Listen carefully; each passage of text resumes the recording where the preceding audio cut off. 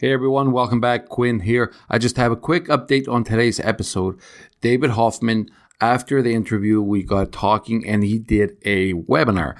At this webinar, he decided to do a special pricing for the trademarks in China. So if you are interested, all you have to do is let him know that you heard about it in the Q&A podcast or that you heard it from me, and you will get this trademark at $199. Believe it or not, $199. So wait till the end of the show or check the show notes for the contacts with David, but preferably stay till the end of the show and you'll get the information there. Welcome to Q&A Selling Online, with answers to questions about creating an online empire, promoting products, or building a brand. Your host, private label and e-commerce entrepreneur, Quinn Amorm. Welcome back, my friends. Today we have a very special guest who is a serial entrepreneur who's building multi-million-dollar companies. He has led international trade powerhouse Global Regency as the CEO for over 15 years. He's also considered an expert in China sourcing, supply chain, private label, brand licensing, and that is pretty much what we're going to be talking about today with our very special guest, David Hoffmann. How's it going, David? Good. Thanks for having me. How are you doing? Very good. It's a pleasure to have you here, and nice to see a friendly smile, David. Thank you. You're living in China, and you've been there for many years now. Is this only because of the business? Yes, it is. I came here actually about 16 years ago from South Africa, if you can't recognize the accent. And my actual idea was to come here for 1 year and then move on to somewhere like Australia. And I never ever thought that I would get stuck in China/Hong Kong for so many years. And 16 years later, here I am. And all just because of the business opportunities it presented and the pace that things happen. It was quite exciting. 16 years, and is business the only thing that holds you there? Because by now, of course, you have a family, and so there has to be a combination of good things to keep you there. Is that right? Yeah, I think, definitely. I mean, I met my family here and my son was born here, so this is home for us now. Of course, Hong Kong, where I actually live, is probably one of the most amazing cities in the world. It's a bit like the New York of Asia. So, we love it here. It's a very different kind of lifestyle, but we do love it here. So it does keep us here, the pace, the momentum of things. It's an exciting city, but predominantly it's been the business. I think it's only the last 2 years where I've been thinking more and more, is it necessary to be so close to everything here? Because we want a bit more of a outdoor, fresh air type lifestyle. Yeah. Things change, so we'll see what happens in the future. And when you originally went there, was it because it was for your own business? You were looking to supply, basically looking for suppliers for your own products. Is that how it started? So it started because it was an opportunity that came up. I was in South Africa working for a big retail chain store, and we had a very small sourcing office here in Hong Kong, which was kind of the gateway to China. And we were looking to really expand. It was a two-man operation. At that time, that company that I was working for was a big public company. They were going through a lot of different changes internally. They did rights issues, shareholdership changed. And when I came here, just at that kind of intersection of time, to kind of set up the sourcing office in a bigger scale. And as it happens, we unbundled it and took it as a standalone company, me and my business partner. And we just, realized that it doesn't fit into that culture. So we actually unbundled it and we separated it as a standalone business. And it was one of the best things we did, because through that, having that infrastructure here, it's led itself to so many other business opportunities that we've managed to build and grow. So it was like a foundation and a backbone to things for us. Yeah, I always wonder that certain places that you could live in, that would really grow your business just because of the location where you are. And of course, China is one. I often think about Texas because I see so many entrepreneurs that are creating private label products, selling on Yes, Amazon. And it's like yes. everybody lives in Texas and I'm the only one that doesn't, right? Sometimes I think that like I want to be able to go out for a walk and chat with 10 other people that are, creating products Yes. and getting sourcing them from China.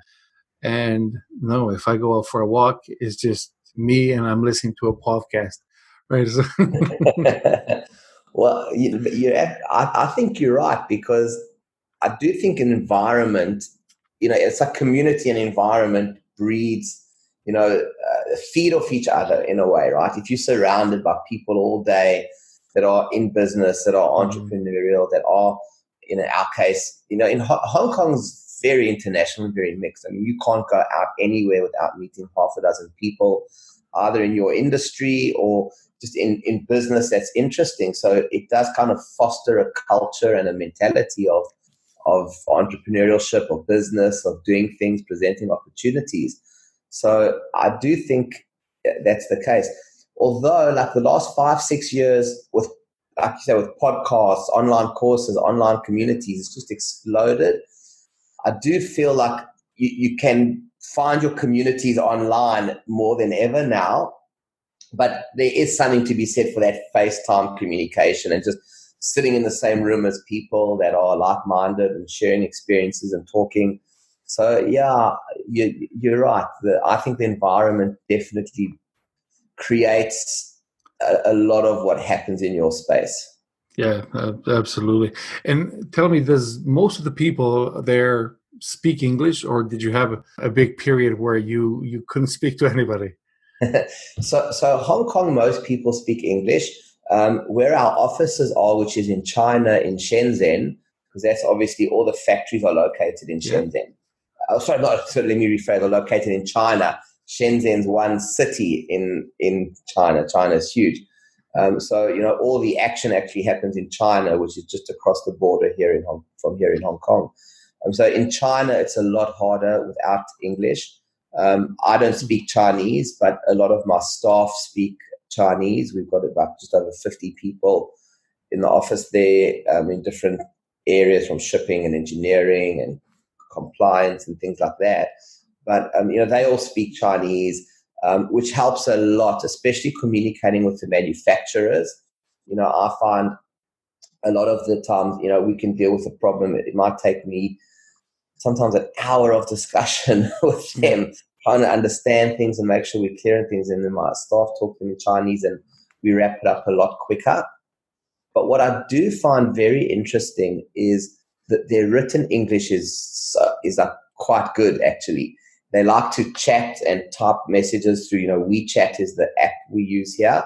Yeah. It's like a WhatsApp or Facebook Messenger equivalent, but everybody in China uses WeChat. It's huge. So their written message is much clearer, and when they send you emails, it's much clearer, especially if you bullet point it and to make it point by point. So yeah, you can survive, but it is good to have somebody around that can speak Chinese, especially if you're traveling around a lot to factories, or outside factories. Hmm. Yeah, it's good. It's good to know that written skill is. We see that when we're sourcing products, Yeah. and everybody's sending random message to everybody on Alibaba, and we get sometimes some replies that are very professional, very well written. We also Yes. sometimes do get something that is not, but it's still understandable, right? Because if they wrote to me in Chinese, definitely my answer would not be as pretty as the one that they gave me. True. So when sourcing there, let's before we get into the sourcing, in 2016 you launched the Global TQM. This was Yes. under the Global Regency umbrella, right? So Correct. can you explain a little bit about what is the Global Regency and then what is the Global TQM? Sure. So Global Regency is really our main core business, which we handle and manage the supply chain for a lot of like very large companies and brands, our own brands, and also for some other companies with their private label brands. So, in order to make that business model work, it's huge volumes from China on a very regular basis, where you can manage everything from supplier audits and supplier factory compliance, through to production and quality control, and just managing the whole process from A to Z, and testing products, qualifying them, and things like that. So one of the challenges with that business is you need very large volumes to sustain it and make it viable, because there's a lot of resource and time and energy that goes into that. So if you're not doing tens of millions or hundreds of millions of dollars in export value out of China, it doesn't really justify the infrastructure. So what we started doing is branching out into our own brands and private labeling our own brands and selling them.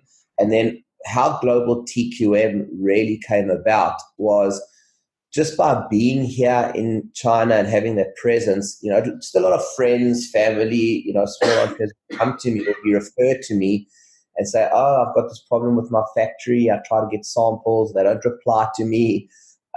Or I'm looking for something. I've got a great idea. How can I find a factory to make it for me in China?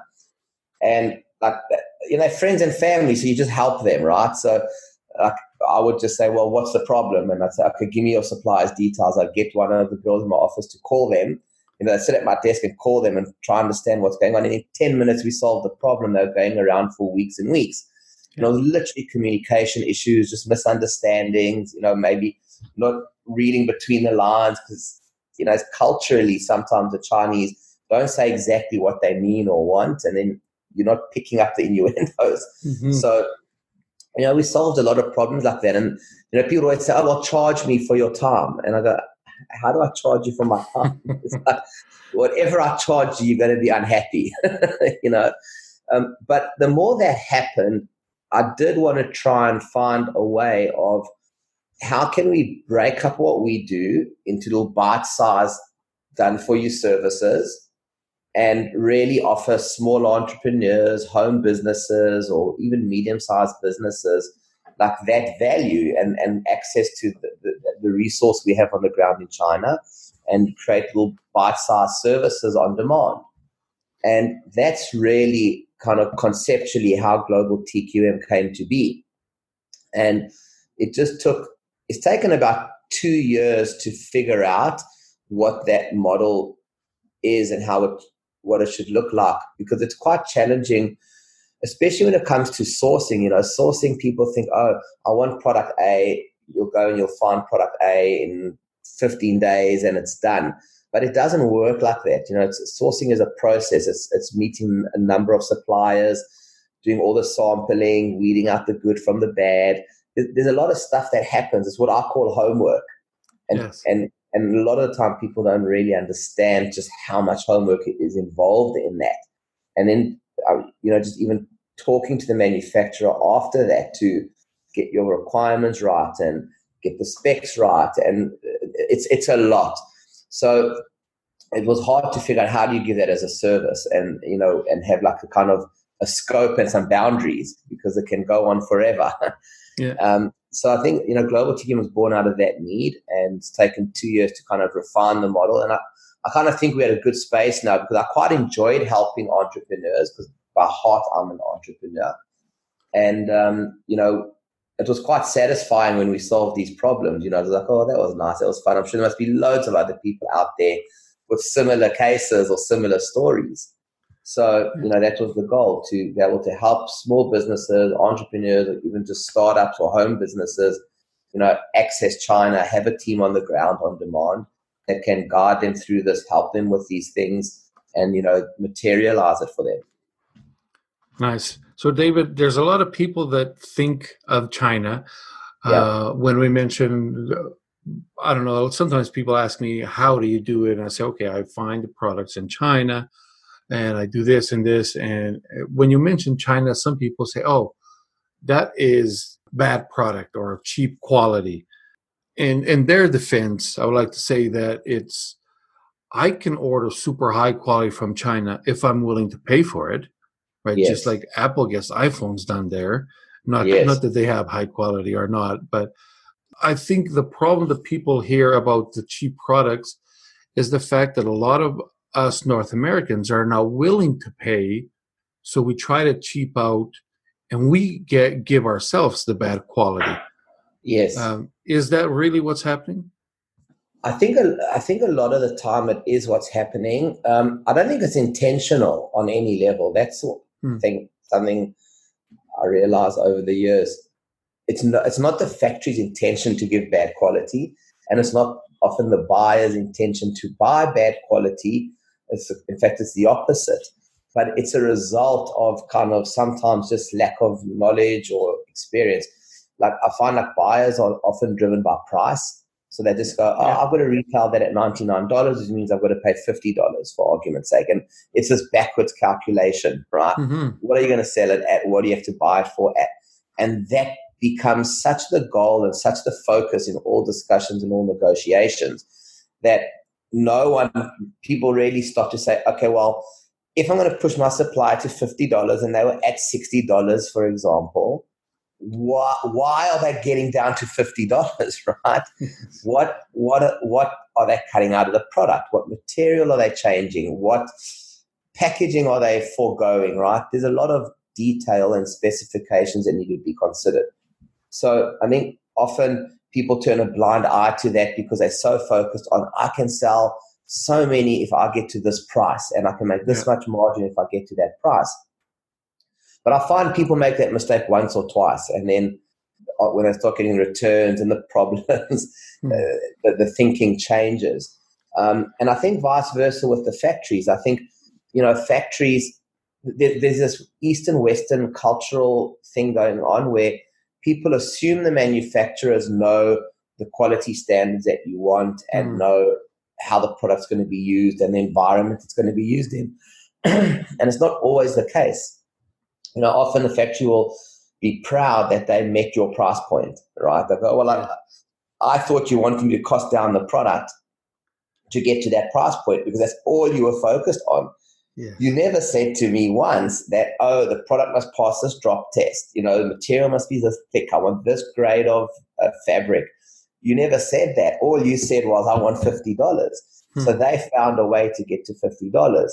So it really is, I say, like, you got to build relationships with suppliers, and part of that is you owning that responsibility and saying, okay, let's spec what I need. Let's be clear about what my requirements are so that, it's win-win and there's no misunderstandings.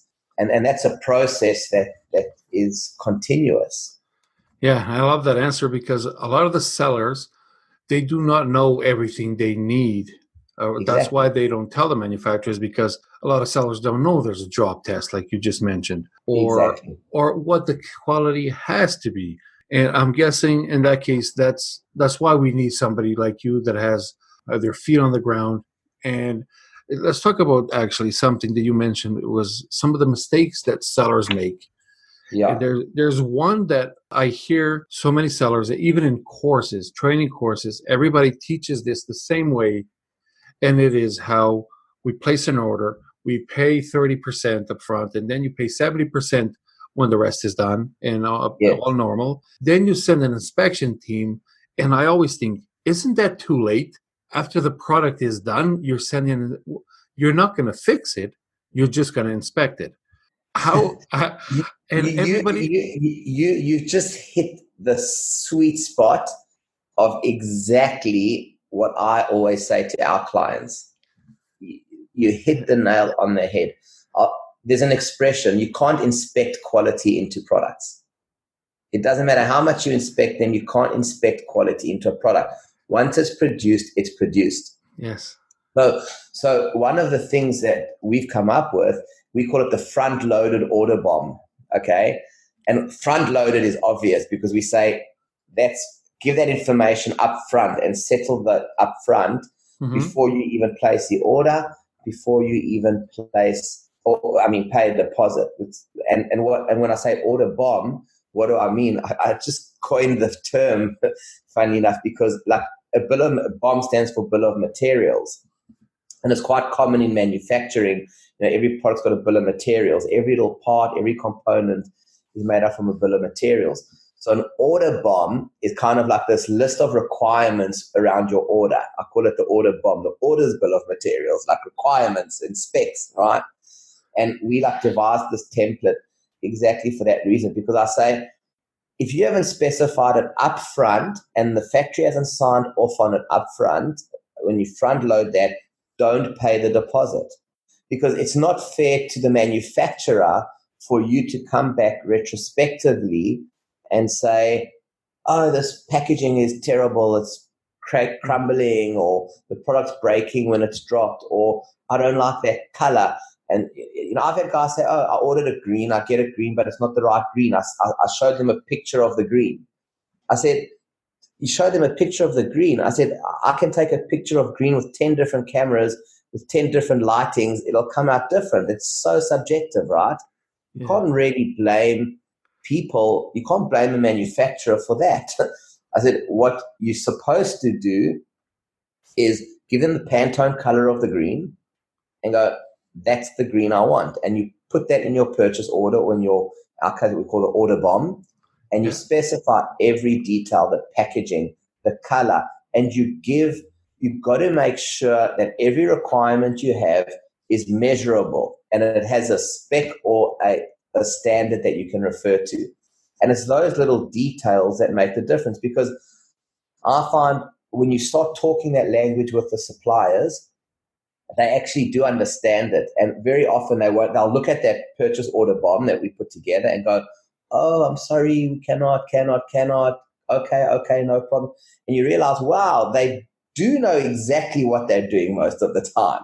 It's just that if you don't ask, they assume you don't care about it. And your requirement was the price. Mm-hmm. Tick. If you didn't have requirements, anything else, have they technically done anything wrong? Probably not.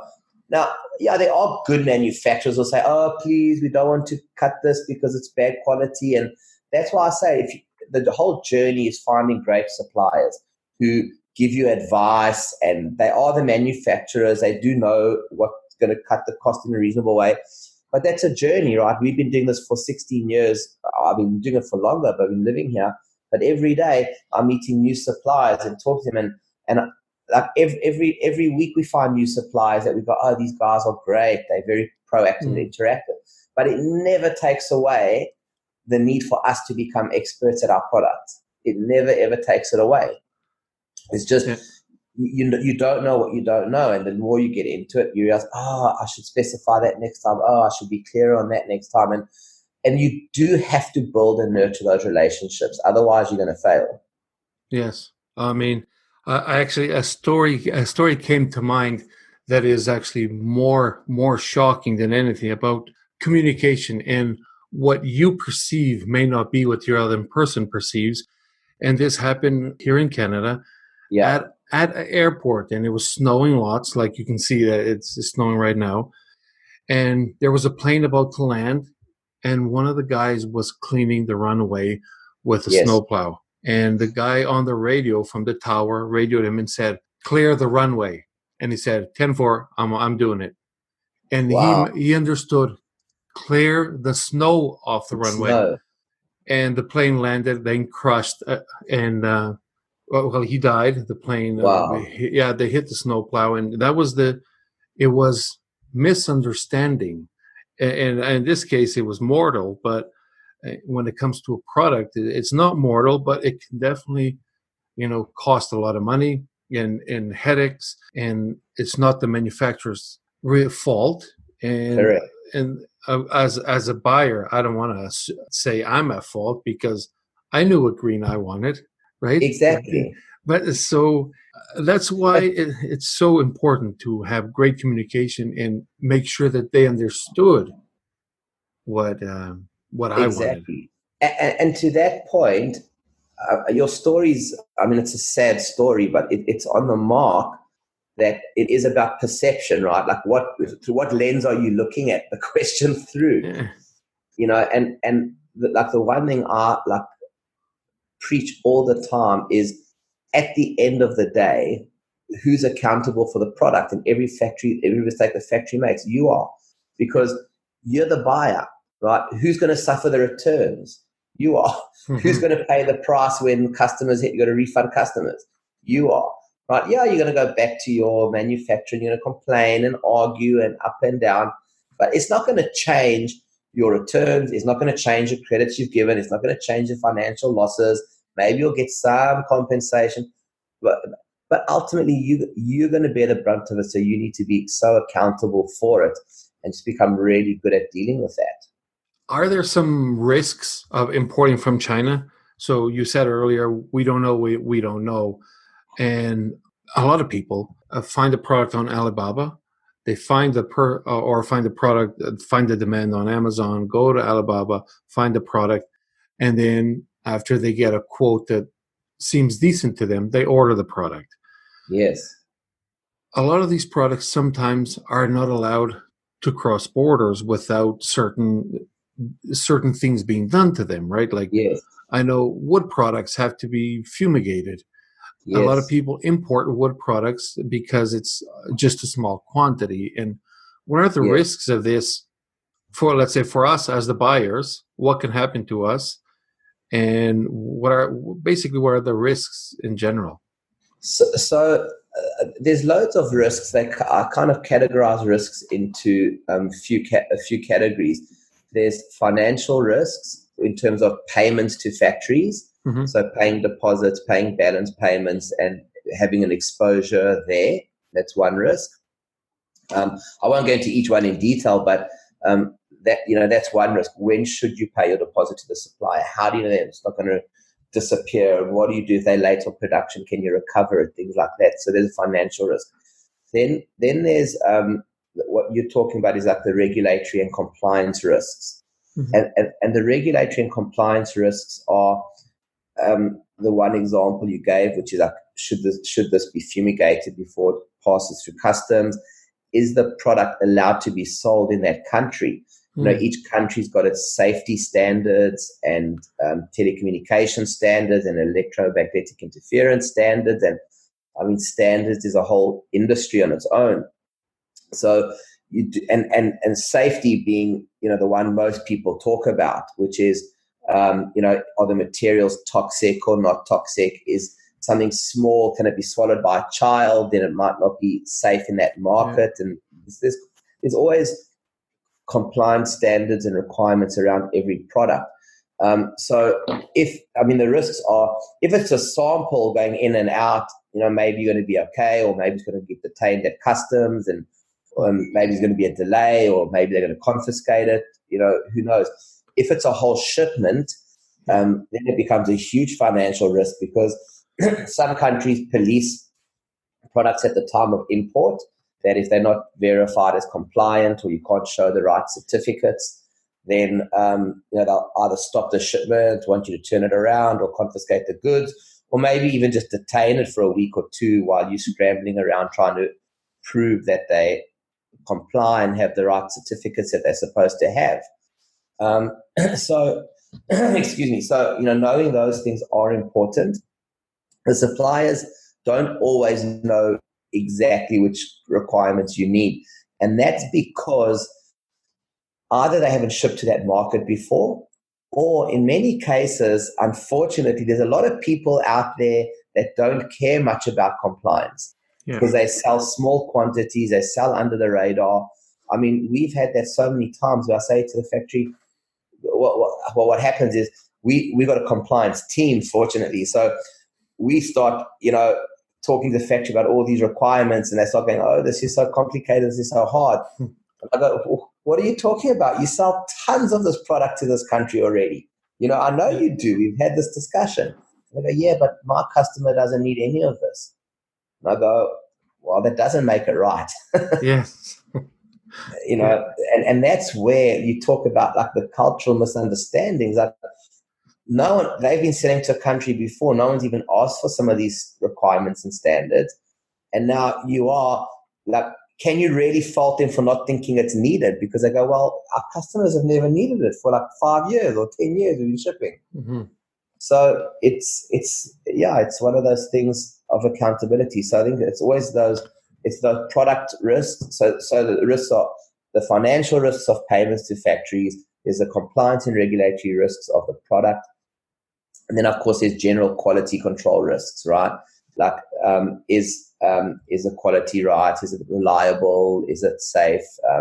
Does it pass a drop test? Things like that. So I kind of break it up into those three kind of categories when I think about risk. So, David, there's something that, for example, after dealing with Chinese manufacturers and selling for many years, you start to develop certain relationships. So in my case, for example, inside certain brands, I can go to the same manufacturer where we built a relationship that I actually enjoy. A lot of the people that I even get Christmas gifts sent by them to me, and it's really great. But until you get that, you go to Alibaba. Was one of them, for example, go to Alibaba, do a search, and that product that you're looking for, you get 1,500 suppliers, for example. Yes. How do you know which one to pick? If you're starting out right now, how do you go through those suppliers? You're going to check a couple boxes like verified supplier, and gold supplier, and now you're left with 500. How do you go through that? Yeah, that's the golden question. It's very challenging, and that's why I always say the sourcing is just a journey, right? It's like you're building a list of reliable suppliers over years and years and years. And I mean, sourcing from Alibaba, I mean, how do you filter the list? You do look at their verifications, if they've got a gold status or if they've been checked or audited and things like that. I don't always feel comfortable with that per se, but the kind of things we do is we communicate with those suppliers. So one of the things we do is we'll talk to them, communicate with them through chat or messaging or whatever. And, one filter for me is how well they communicate with me and how responsive they are and how well they present themselves, how knowledgeable they are when I ask certain questions. Sometimes I ask stupid questions just to see how they're going to reply. Because you want to try find, I guess it's like anything, right? It's like dating a person, right? You ask questions, see if your thoughts are aligned. And, just through that, you try to weed out people that kind of don't respond well, don't respond nicely. I try to be realistic as well, because I'm not actually looking for the people that are saying everything's no problem, no problem, no problem. Because that's, if they're telling you that at that stage, I've yet to find a case where everything was no problem. It always becomes a problem once you start getting into the details. So I actually look for the people that kind of actually challenge me back on things. Oh, are you sure you need this? Because the cost is $5 more, and we can do it, but it takes more time, and it's very complicated. And even though I feel like they're being harder, I feel like it's probably because they've got more experience. Yes. I'm not looking for the open arm accommodating people, because those are the guys that either don't know yet what's coming, or they're just looking to grab an order at all costs, right? And so I look for the people that I just feel are sincerely asking the right questions, engaged at the right level. So, and then hopefully, so that's just through communication. I try to weed some of them out. Then the biggest thing is just sampling. Honestly, like it's hard to know what a product is until you get a sample. So I always say to people, you got to sample, order lots of samples from the suppliers, because how do you know what they're quoting on? If they're quoting you $10, other one's $8, the other one's $9, you really need to see the product and touch and feel it. I think sampling is a massive, just the biggest deal to me. Sometimes you get products before you even negotiate on the price with them. You can see that product a mile away is a different quality, a different standard, a different level. So, I say if you've got to narrow it down, order a bunch of samples from them. Once you get the samples in, literally just toss out the ones that the guy sends you rubbish samples. Just go, no. Narrow it down to products you actually like, and then go back to those suppliers and, continue talking to them. those are the only things you can do, and work through it in terms of communication, in terms of sampling, and then in terms of trying to build an order bomb. See if they go through that process well with you and communicate well with you. Personally, I like to meet the people face to face. I'm spoiled because I'm here in China. I can most of the time. Skype calls is another great way. I think talking to them on Skype is important.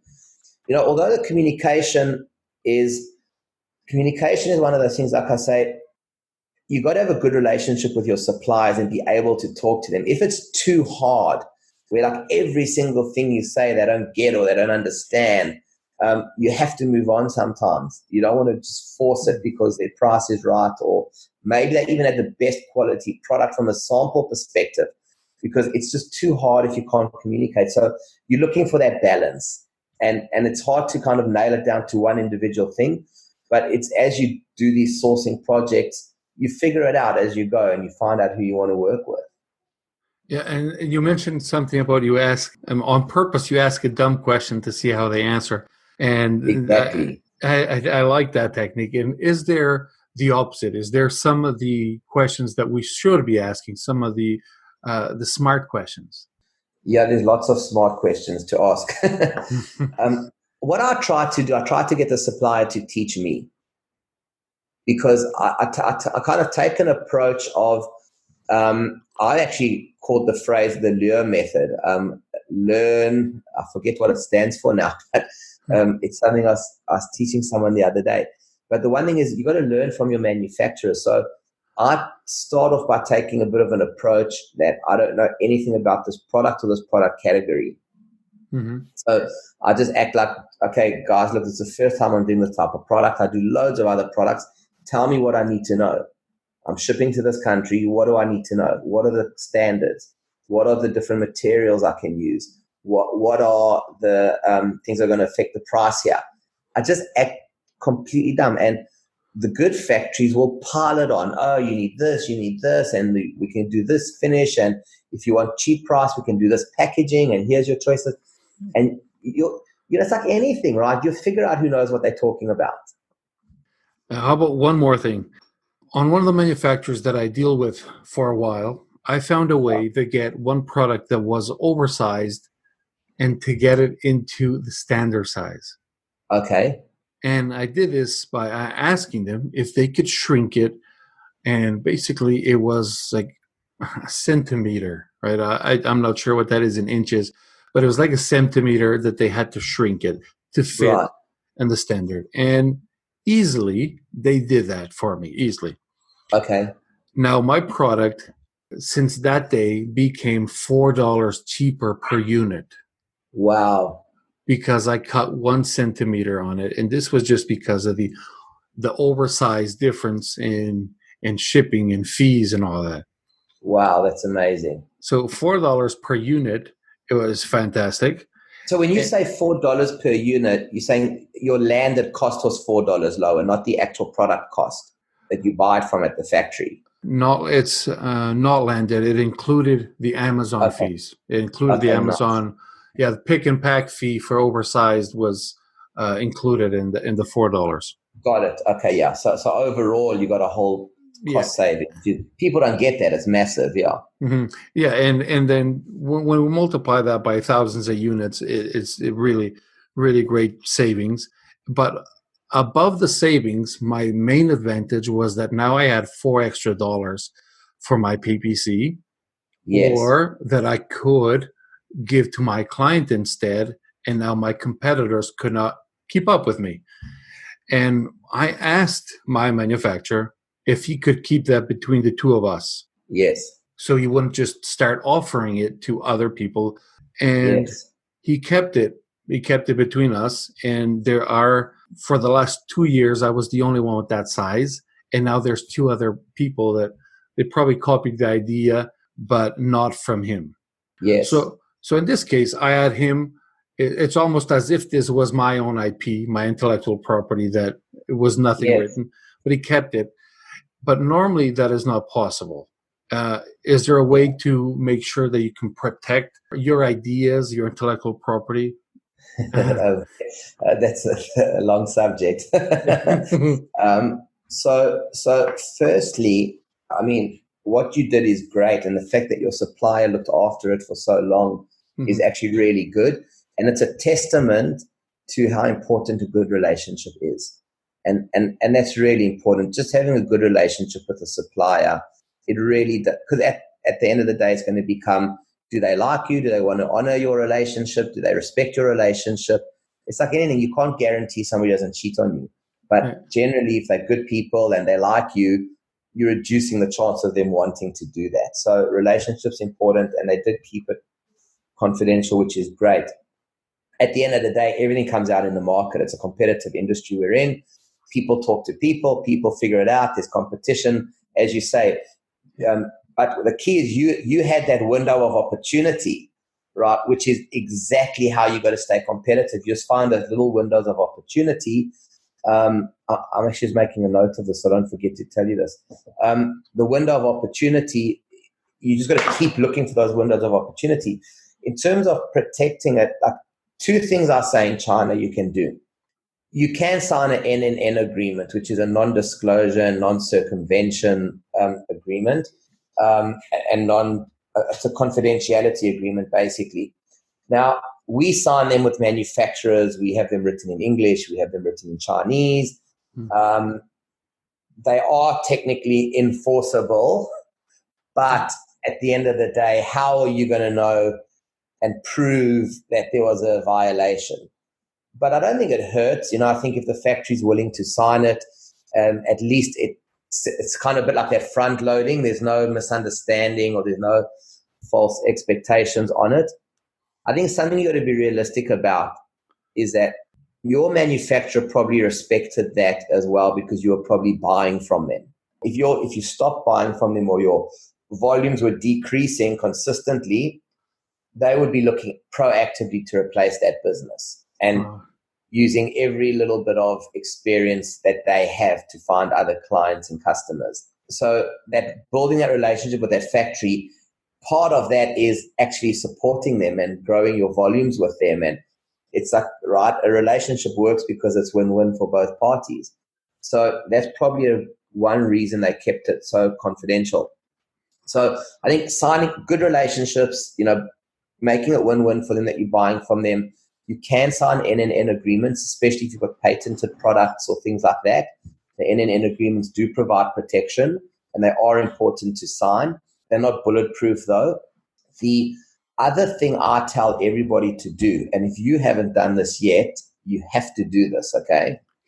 Is register your trademark in China, okay? Yeah. So many reasons on this, but just fundamentally, international trademarks, although they are protected in China, they're a lot harder to deal with and manage. But I've had cases where, and it's not expensive, by the way, it's a couple of $100.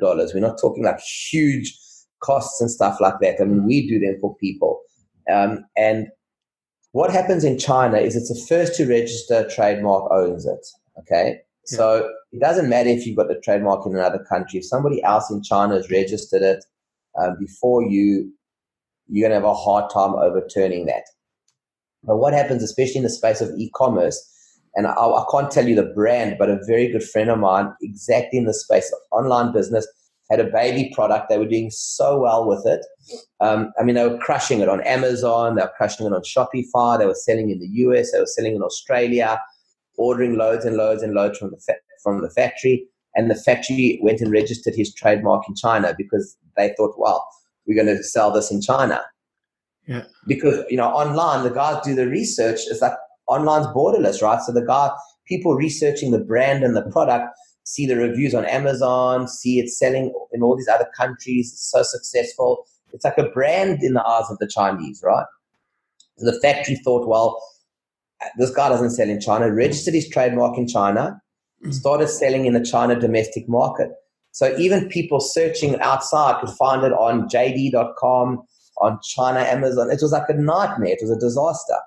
And he couldn't understand. I was chatting to him just casually, and And I said, no, this is very odd. I said, have you got the trademark? I said, just tell them to take it offline. Even the big Chinese e-commerce sites will respect IP, if you've got your trademark.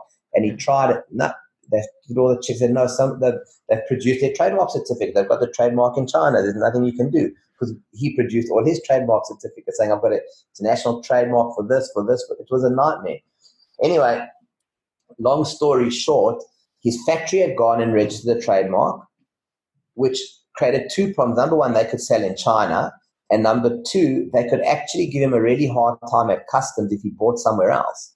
Because in China, if you don't own the trademark, whoever owns a trademark in China has got the manufacturing rights in China as well.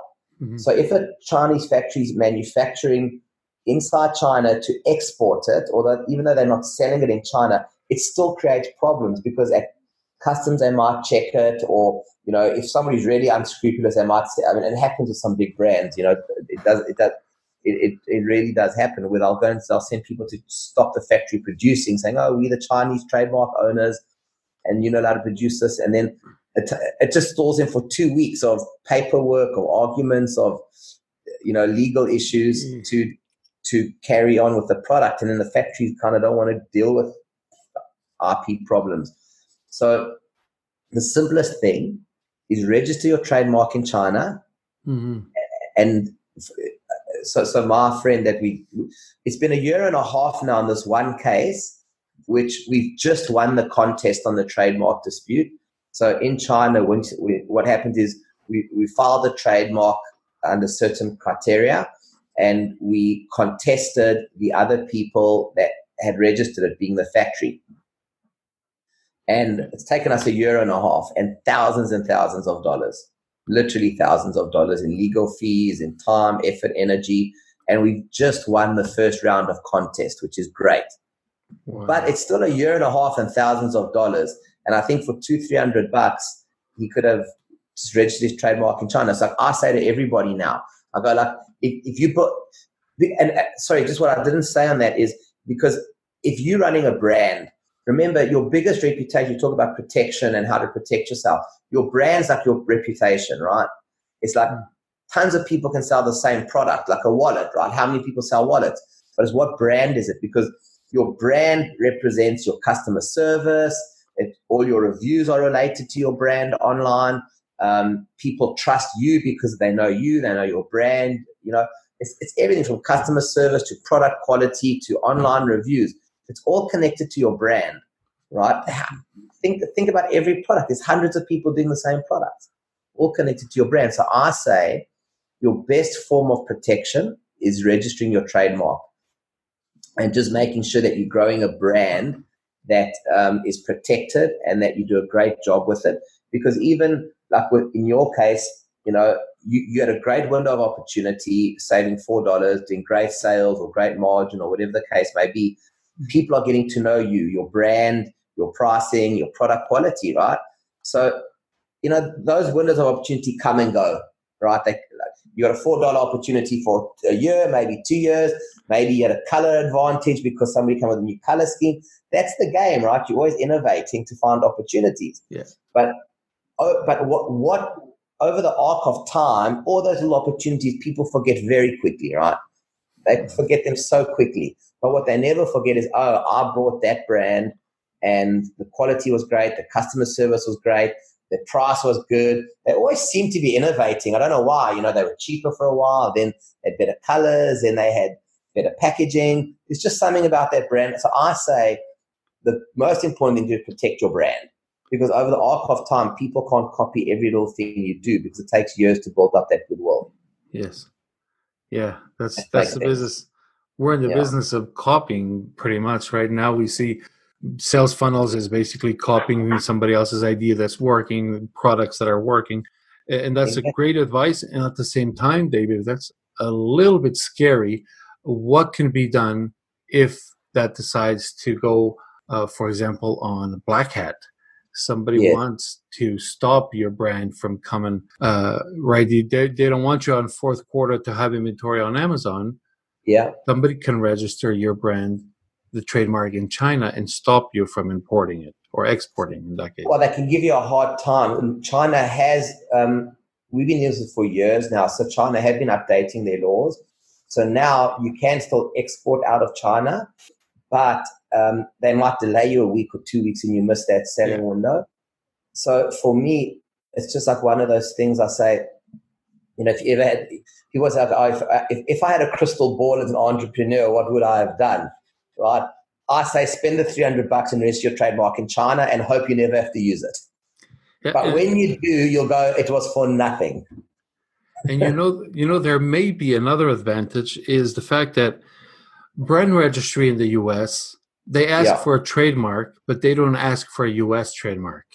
Yes. So if you don't have a trademark in the U.S., you may use, and this is not official advice, but I think you may be able to use your Chinese trademark to brand register in the U.S. I don't know. I wonder. It's worth looking into. Yeah, definitely got to try. Definitely worth. I'll even look into that myself because that's very interesting. Because I do think no matter what, I know lawyers advise, don't worry, you're protected under the Geneva Convention. As long as you register in one country, you got a year to register in China and elsewhere.